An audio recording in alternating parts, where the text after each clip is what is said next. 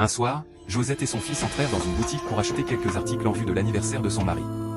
Soudain, le petit garçon tira sur la manche de sa mère et dit « Maman, j'ai vu papa qui se cache là-bas. » Josette, un peu surprise, lui répondit calmement « Non, mon fils, ton papa est déjà au travail.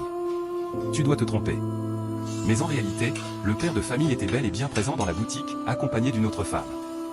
Dès qu'il avait aperçu sa femme et son fils entrer, il s'était précipité pour se cacher. Pendant ce temps, la jeune femme qui l'accompagnait, inquiète, chuchotait nerveusement « Mon amour, qu'est-ce que tu fais ? Viens, viens », mais l'homme resta figé dans sa cachette. Pendant que Josette continuait ses achats sans se douter de rien, son fils, déterminé, s'approcha discrètement de la cachette et appela son père par son prénom. Pris de panique, ce dernier tenta de le faire taire. Mais l'enfant, têtu, courut aussitôt vers sa mère pour l'alerter de nouveau. Josette, un peu agacée, répéta encore que son mari ne pouvait pas être là et qu'il travaillait. Mais le garçon insista, prit la main de sa mère et l'entraîna jusqu'à l'endroit de la cachette. Arrivée là-bas, Josette resta silencieuse, le regard fixe, attendant que son mari se dévoile. Et lorsque celui-ci finit par jeter un œil, elle le surprit sur le fait, juste au moment où l'autre femme tenta de l'approcher.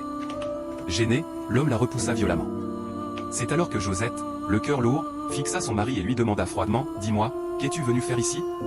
L'homme, pris au piège, tenta de se justifier « Je suis juste venu payer certaines choses, pour mon anniversaire. » Mais la jeune fille qui l'accompagnait éclata de colère « Comment ça, ton anniversaire ? Ne me dis pas que tu étais ici pour tes propres achats, alors que nous étions censés préparer le mien. Et d'ailleurs, qui est cette femme à côté de toi ?» Josette, blessée mais ferme, prit la parole « Je suis sa femme.